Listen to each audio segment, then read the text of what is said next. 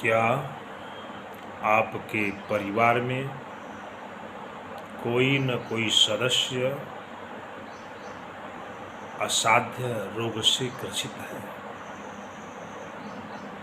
जिसका इलाज आप वर्षों से कर रहे हैं? उस रोग की कोई मुक्ति नहीं हो रही है, या फिर एक व्यक्ति बीमार है, जब वह स्वस्थ हो जाता है दूसरा व्यक्ति बीमार पड़ जाता है,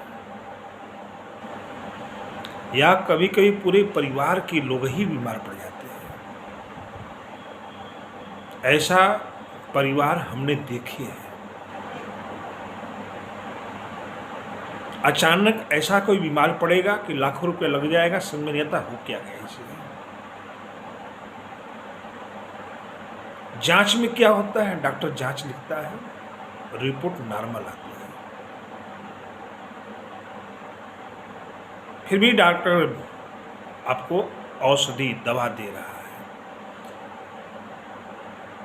जैसे मैं बीमार हूं, मैं डॉक्टर के पास में गया, डॉक्टर ने जांच लिख दिया, मेरे पेट में दर्द हो रहा है, असह्य दर्द हो रहा है, भयंकर दर्द हो रहा है। पेट की जितनी भी जांचें होती है सब लिखा गया और सारी रिपोर्ट नॉर्मल आई है। यह दर्द ऐसा होता है, अचानक दर्द होगा, बहुत तेज होगा, फिर अपने आप दर्द समाप्त हो जाएगा। जांच एकदम नॉर्मल है, फिर भी डॉक्टर दवा दे रहा है आपको, आप दवा खा रहे हैं। इसको बोलते हैं असाध्य रोग, जो दवा से ठीक न हो। ऐसे हमने कई परिवार ग्रसित रोग देखे हैं।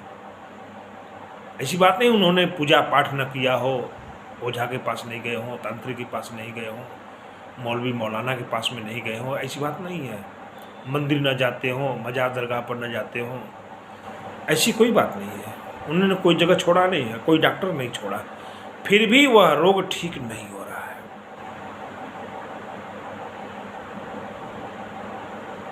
तो चिंतनीय बात है, चिंता का विषय है। तो क्या करें हम? यदि आपके परिवार में ऐसी कोई घटना घट रही है, ऐसा कोई घर का परिवार कोई सदस्य बीमार है, असाध्य रोग से ग्रसित है, दवा खाते खाते उब गए हैं और ठीक नहीं हो पा रहे हैं, बीमार होते चले जा रहे हैं, या घर में कोई न कोई बीमार रहता है, हमेशा एक ठीक होता है दूसरा बीमार हो जाता है, लाखों रुपया औषधि में दवा में फूंक देते हैं, फिर भी समस्या का हल नहीं निकलता है।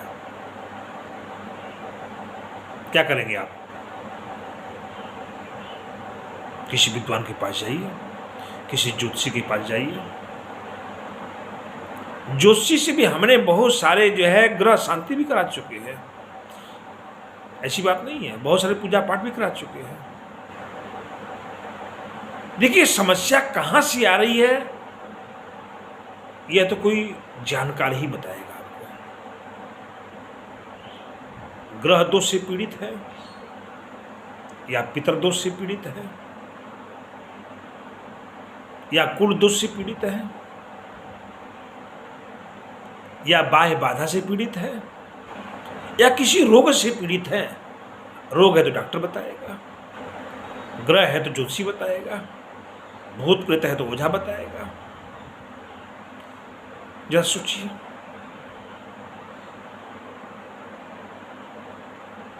हमें नहीं समझ में आता है कि हमें हुआ क्या है, हम क्यों रोगी है, कौन से किस कर्म का फल हमें प्राप्त हो रहा है जो हम दिन रात भुगत रहे हैं। हमारे ऋषियों ने मुनियों ने सहज उपाय बताया है।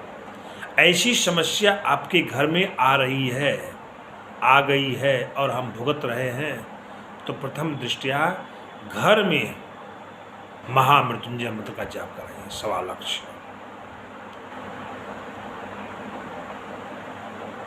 विद्वान ब्राह्मण से या किसी संत से, महात्मा से, या जो इस विद्या का जानकार है उससे कराइए। नौसिखियों से मत कराइएगा, खाना पूर्ति करने वालों से मत कराइएगा, कोई फल उसका नहीं होता है। जो अनुष्ठान विद्वान करता हो वह करेगा बताएगा भी आपको। महामृत्युंजय 3 प्रकार का होता है। एक महामृत्युंजय मंत्र होता है, एक मृत्युंजय मंत्र होता है, मृत्युंजय बीज मंत्र होता है। तो वह विद्वान आपकी समस्याओं को देखते हुए कौन सा मंत्र का जाप करना है वो कराएगा।